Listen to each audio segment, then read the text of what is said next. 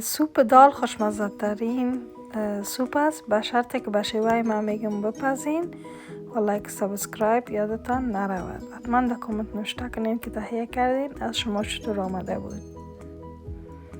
1.5 کپ یا 1.5 پیاله ما از دال سرخ استفاده کردیم. شما از دال سرخ هم استفاده میتونین، از دال زردم هر کدام شما خوش داشتین.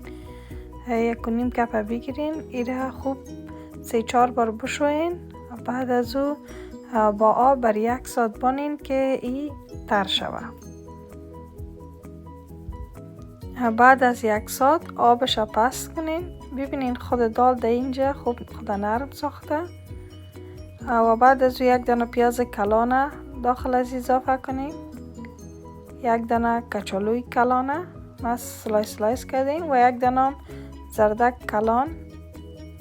نیم قاشق زردچوبه، نیم قاشق چای زردچوبه، 2 قاشق چای نمک هر قدر که میخواستین، 1 قاشق چای تخم گشنیز،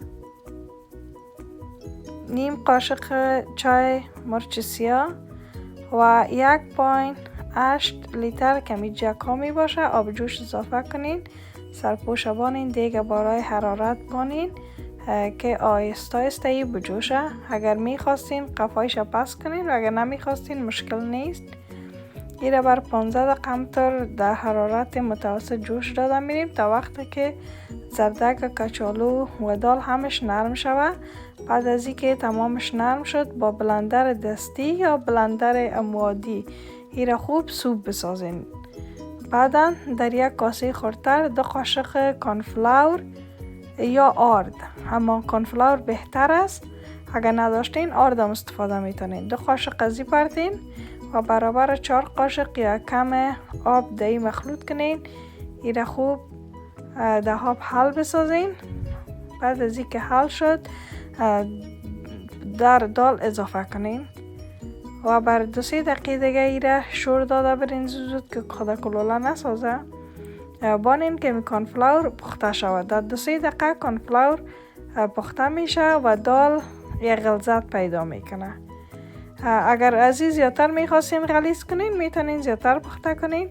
بعد از او 1 پیاله گشنیز تازه یا شوید هر کدام شکل داشتین یا پارسلی هر چیز خوش داشتین ده اضافه کنین و 1-2 دقیقه دیگه بپزین که خود نرم بسازه.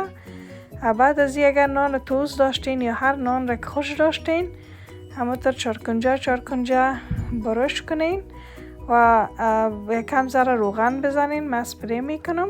بعدا بانین که کریسپی شود در داش و اضافه کنین و نوش جان کنین. تشکر از اینکه ویدیوی ما رو دیدین.